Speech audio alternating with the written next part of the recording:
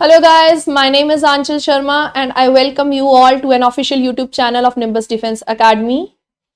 So guys, we are proceeding ahead with AFPI preparation. I hope you all have tightened your belts for this examination. So bache, we are starting a series on the same, and today I am covering one of the important topics of your English examinations.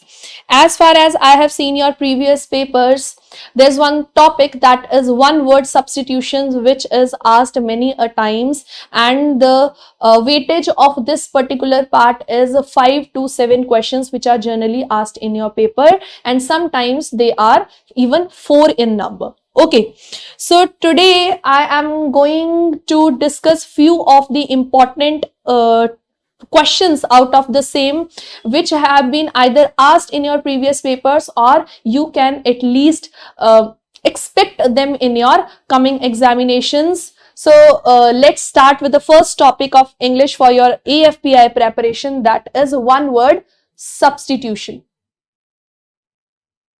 That is one word substitution. अगर मैं इसकी बात करूं कि one word substitution होता क्या है, one word substitution is when you are given a detailed explanation of something and they ask you that which is the one word which means equal to that first statement.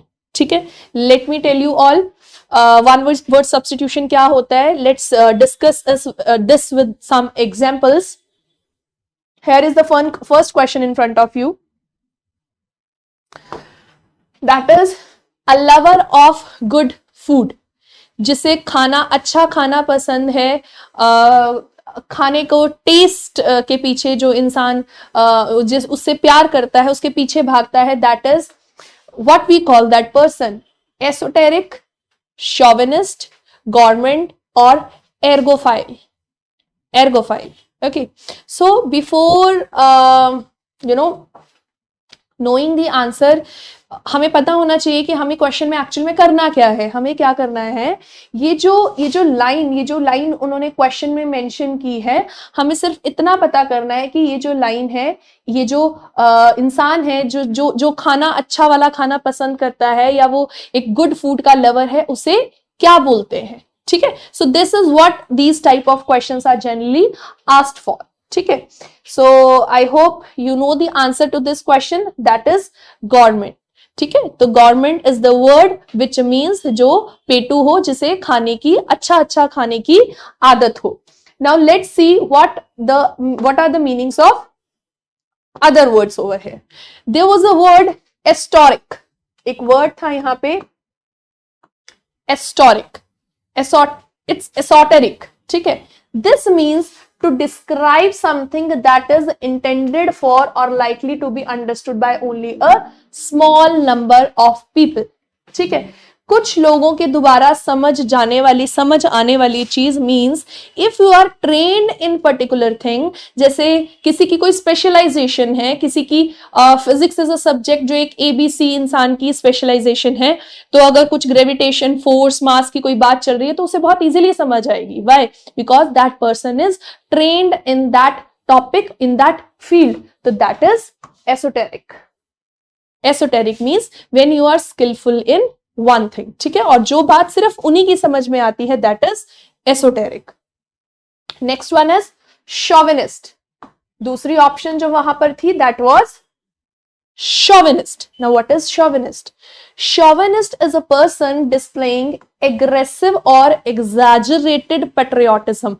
अपने religion के लिए बहुत ज्यादा patriotism show करना और biased devotion show करना to a particular group, इसे बोलते हैं chauvinism. और अ पर्सन जो ये चीज शो करता है उसे बोलते हैं chauvinist, और इस फिनोमिना को बोलते हैं chauvinism. ठीक है, third word which was there, वो तो गवर्नमेंट था, वो तो हमें पता ही चल गया कि GOURMAND क्या होता है, that is a person who loves food. Next is ergophile. Ergophile is someone who loves work and is motivated by a strong willingness to do the work. जिसके अंदर एक स्ट्रॉन्ग विल पावर होती है काम करने की, ज्यादा से ज्यादा काम करने की, वर्कहोलिक कह सकते हो आप, उसे कहते हैं ergophile. ठीक है, वर्क लवर. ठीक है, Let's proceed with the next question. Give off gas bubbles. To give off gas bubbles is effervescent.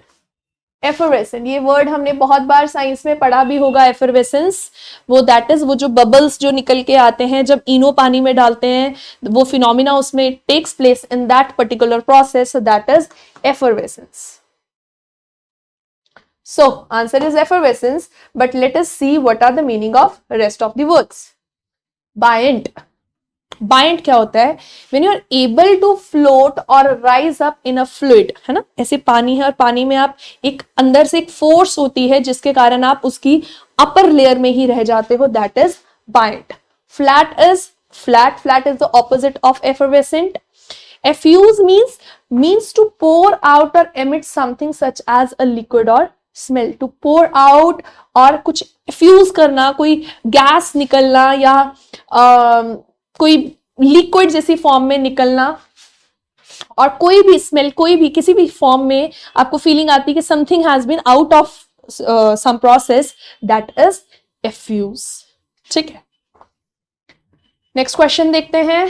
हमारा वन वर्ड सब्स्टिट्यूशन पूछ रहा है. वन हु हेट्स मैनकाइंड, जिसे मैनकाइंड, ह्यूमैनिटी, ह्यूमन, मैनकाइंड से प्यार ना हो, उसे क्या कहते हैं? उसे कहते हैं बच्चे मिसैंथ्रोफिस्ट. उसे कहते हैं मिसैंथ्रोफिस्ट. अब देखते हैं कैनिबल, एपोस्टेट और एमिग्रेंट का क्या मीनिंग होता है. Let's see what is cannibal. Cannibal, a person who Yeats other people, जो दूसरे इंसान को खा सकता है, उसे कहते हैं कैनिबल. ठीक है. Apostate, apostate is a person जो अपनी रिलीजियस या पॉलिटिकल बिलीफ को छोड़ देता है, त्याग देता है, अबैंडन कर देता है, that is apostate. Now who is emigrant? A person who have gone to live in other country. जो इंसान किसी और कंट्री में लाइक बसने के लिए गया है, दैट इज अ एमिग्रेंट. ठीक है. Now let's see, fourth question says feeling of unhappiness को क्या कहते हैं? अनहैप्पीनेस वाली फीलिंग को क्या कहते हैं? मेलैंकोली, एट्रोसिटी, एलियनेशन या कुछ भी नहीं? None of the above. Yes, Hari आप, आपने भी बहुत सारे वर्ड्स प्रिपरेशन के ड्यूरिंग पढ़े होंगे, तो let's test yourself. Feeling of unhappiness is melancholy. ठीक है, लेट्स सी. देखो, मेलैंकोली एक्चुअल में क्या चीज है? It's a deep sadness. अंदर सैडनेस होती है. ठीक है, जैसे यहाँ पे एक एग्जाम्पल मेंशन किया है कि after her pet dog passed away she could not help but feel a sense of melancholy. मतलब बहुत अंदर से बहुत ज्यादा दुख की जो भावना है उसको बोलते हैं melancholy. Now what is atrocity? A highly wicked or cruel act को बोलते हैं atrocity. This is atrocity, this is exploitation, this is very bad. तो any cruel act is known as atrocity. It is classified as atrocity. ठीक है, तो ये difficult words थे यहाँ पे. I hope you these words are clear. Fifth question says what do we call to a huge fire for celebration? Celebration के लिए जो बहुत बड़ी आग लगाई जाती है, जो सेलिब्रेट करने के लिए जो लगाई जाती है, उसे क्या कहते हैं गाइस? उसे कहते हैं bonfire. Bonfire is a positive word. This is bonfire. Next is to walk aimlessly. बस चलते जाना है, चलते जाना है. You don't know where you are going, where you are heading towards. कुछ लक्ष्य का पता नहीं है. That is to walk aimlessly. Now what is aimlessly walk करना? मतलब एम्बल. It is एम्बल. आप डायरेक्शन लेस, एमलेस चलते जा रहे हो, that is एम्बल. Now let's understand कि स्प्रिंट, क्रॉल क्या होता है. स्प्रिंट इज एक छोटा सा डिस्टेंस. और जैसे जब बच्चे तैयारी करते हैं ना, फिजिकल की तैयारी करते हैं, तो जैसे ये एक पॉइंट है और ये दूसरा पॉइंट है, यहाँ पे जल्दी जल्दी भाग के टच करके वो स्प्रिंट मार रहे हैं. कितने टाइम में तुम कितने मार सकते हो, that is sprint. Crawling is, everyone know, छोटा बेबी जब स्टार्टिंग में स्टार्ट करता है तो वो क्रॉल करना स्टार्ट करता है, that is crawling. and slither is to move by sliding from side to side along the ground like a snake. ऐसे एक ये ग्राउंड है और आप उसकी साइड में उसके साथ साथ साथ साथ साथ साथ चलते जा रहे हो, that is slither. It is, this word was not mentioned in the question, but still मैंने क्यों बताया, क्योंकि this is a kind of walk. तो तीन अलग अलग चीजों को explain करने के लिए I have added this new word to this additional information. ठीक है, next one, walk or move at a slow relaxed pace. मतलब किसी चीज से बहुत आराम से relaxing mood में बाहर आ जाना, चलना, that is what? Amble, romp, strut or prance. Any guesses from your side? Amble, romp, strut or prance? Guys, again it is amble. Romp is to play in a happy and noisy way. Romping बच्चे generally करते हैं. Strut नहीं, आप इसे वैसे strut ही है. Strut is बहुत like तड़ के चलना, तन के चल के बोलते हैं ना यार, बहुत किस चीज की अकड़ है इसे, उस चीज में चलने को बोलते हैं strut. Prance, to move about with quick and high steps. बहुत जल्दी जल्दी बड़े बड़े स्टेप लेना is prance. ठीक है, so this is romp, strut, prance और amble is a relaxing walk. Next question says to throw an event into confusion and disorder. To throw an event into confusion and disorder, disrupt, detonate, erupt or explode.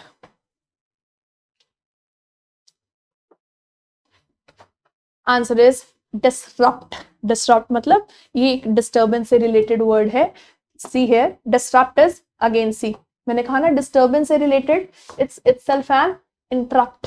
अड़चन, कोई अड़चन. Detonate is explosion, explode. Explode कर जाना किसी चीज का.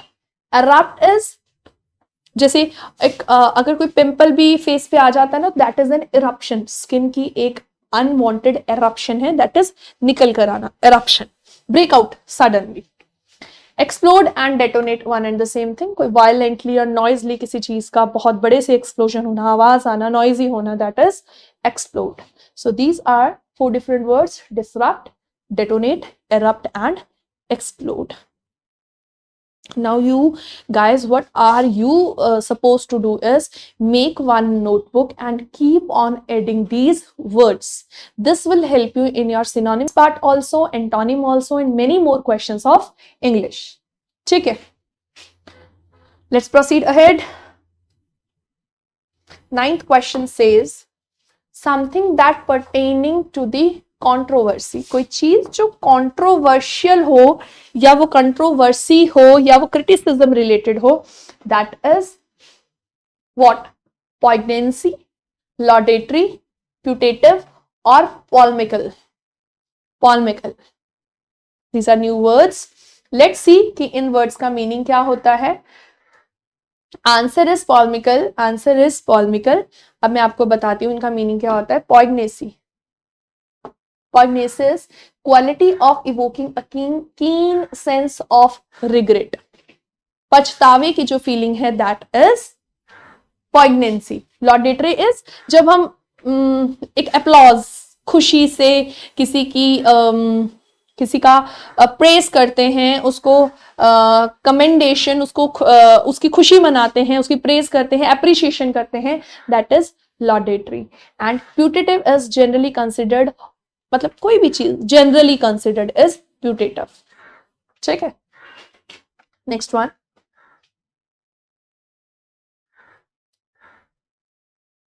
Something that is to your advantage but happened by chance. कोई चीज हमारे भले में हुई, हमारे हित में हुई, it went to our positive side, it added to our something fruitful, it proved to be a fruitful. What it can be? Accidental, purposeful, deliberate or fortuitous. Fortuitous is the right answer. Fortuitous, again I am saying futile word, fruitful से आप fortuitous को याद कर सकते हैं, something that is happening to us by chance, intentionally नहीं हो रही लेकिन हमारे फेवर में हो रही है, ठीक है। Occidental is related to the countries of the west, anything related to the west वाली कंट्रीज उसको बोलते हैं ऑक्सीडेंटल, ठीक है। ऑक्सीडेंटल के साथ आपने याद रखना है something related to the west, ठीक है। पर्पसफुल ऑब्वियसली जिसका कोई पर्पस होता है। डेलिब्रेटली मतलब इंटेंशनली किया गया हो। अगर मैं एक पेन यहां से उठा रही हूं, मैं डेलिब्रेटली उठा रही हूं क्योंकि मुझे उसे यूज करना है, तो that is deliberately action done. But जो बाय चांस हो जाए उसे कहते हैं fortuitous. Fortuitous is the answer. A person who is recovering after an illness or medical treatment is altruist, senile, convalescent, or none of the above. Or none of the above. हाँ जी,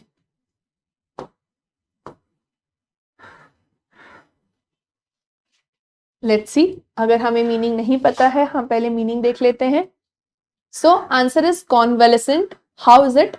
ऑल्ट्रुइस्ट का मतलब क्या होता है? एक अनसेल्फिश रिगार्ड, मतलब selfish ना होने वाला, है ना।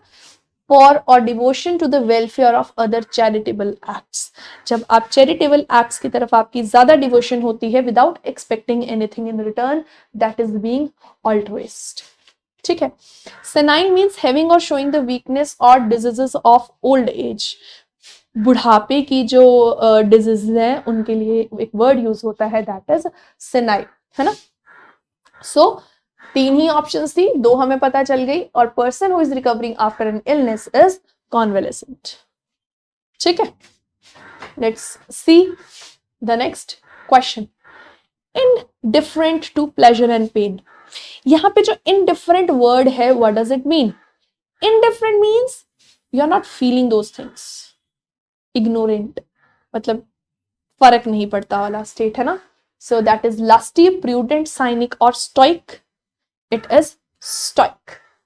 Stoic is a word, very important word. अगर मैं डिफेंस के किसी पेपर की बात करती हूँ, स्टोइक बड़ा ही ज्यादा इंपॉर्टेंट वर्ड है। Indifferent to pleasure and pain, ना उसे प्लेजर का पता है ना उसे पेन का पता है, इज स्टोइक। उससे पहले जानते हैं what is lusty. Lusty is healthy and strong, full of vibe. Lusty है ना, एनर्जेटिक, चाहने की इच्छा भी होती है जिसके अंदर बहुत। प्रूडेंट इज बहुत ज्यादा सेंसिबल और careful while making any judgment, किसी को हर्ट ना हो जाए, कुछ बुरा ना बन जाए, that is prudent. Wise, prudent का एक सिनोनिम है वाइज। जुडिशियस, जुडिशियस, ठीक है। Next, cynic. Cynic is a person who believes that people only do things for themselves rather than to help others. Cynic means जो इंसान ये सोचता है कि हर इंसान ना अपने लिए जीता है, वो दूसरे का कुछ नहीं करता है, वो सोच रखने वाले इंसान को कहते हैं cynic. And stoic is the one who is indifferent to both of these feelings. Let's see the next question. The study of earthquakes. I hope this is a very easy. It is a seismology. Geography किसको बोलते हैं? Geography is the study of world surface, physical qualities, climate, population, products etcetera. This is geography. Topography is a physical characteristics of an area of a land, that is topography. Geology is the study of rocks and the way they are formed. Oceanography, study of oceans, water bodies. Climatology, study of climate and pressure belts and all. Okay, so these are the terms which are used in your geography subject. Next one, a seat for a passenger on a bicycle or motorbike. उस seat को क्या कहते हैं? Pillion, bridle, cushion. सोच रहे होंगे बैठे तो बहुत बार हैं लेकिन ये नहीं पता उसे कहते क्या है, right? Yes, no one knows, I know that. So guys, it's pillion. अब जानते हैं कि बाकी के वर्ड्स क्या है. गर्डल है ना, यहाँ पे एक वर्ड दिया है girdle. It's girdle. It's good. ठीक है, let's see what is pillion. देखते हैं चारों वर्ड्स की क्या डेफिनेशन है। Pillion is a seat of a passenger behind a motorcyclist. Motorcyclist से पीछे वो जो सीट होती है ना, जिसमें बैठने में बहुत दिक्कत आती है, उस सीट को बोलते हैं pillion.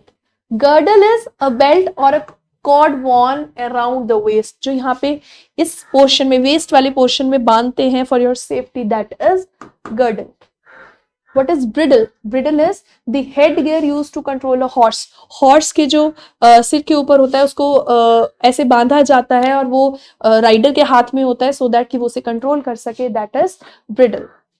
What is the question? Question सबको पता है, एक सॉफ्ट सा मटेरियल होता है जो सोफा सेट पे भी रखा जाता है फॉर योर कंफर्ट। बहुत सॉफ्ट सा क्लॉथ होता है stuffed with a mass of soft material, that is cushion.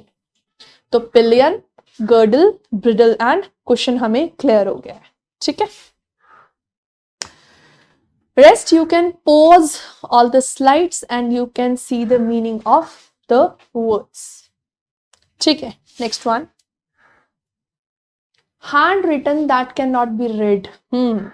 हाथों से लिखा हुआ है लेकिन वो समझ नहीं आ रहा है। what is that? legible, corrigible, negligible or illegible? let's see, बहुत ही important words है। All of the four words are very very important. किसी भी चीज में पूछे जा सकते हैं, very very important. Let's see. Answer is illegible. Now, what is legible? Clear enough to read. Legible is बहुत easily understandable जो language होती है, that is legible. Corrigible is capable of being corrected, rectified और reformed, मतलब जिसको easily correct किया जा सकता है, that is corrigible. तो आपको COR से आप correct को learn करेंगे। Negligible, so small or unimportant as to be not worth of considering, insignificant. Negligible, जिसको consider करने की जरूरत नहीं भी करोगे तो कोई फर्क नहीं पड़ता है। Illegible is not clear enough to be read, मतलब वो इतनी क्लैरिटी ही नहीं है उसमें कि उसे पढ़ा जा सके, दैट इज इलेजिबल। ठीक है, so guys that was all for today. We discussed more or less 15 into 4 words today. I just hope that you will pen down all these words in your notebook with their meaning, so that in case they are asked in your antonyms, synonyms or in any form in English, they are learnt to you in prior. Okay, so thank you for watching the video and we will be coming again and again. हमारे साथ जुड़े रहिए, AFPI का पूरा course आपको मिलेगा। And in case you want to take any information, you can call at 8558000333. You can join us on our Telegram channel, that is Nimbus Defense Academy, और Instagram पे भी हमारा nimbus.defense.academy एक, जहां पे आप कनेक्ट कर सकते हो। ठीक है, so thank you so much, see you again, all the best.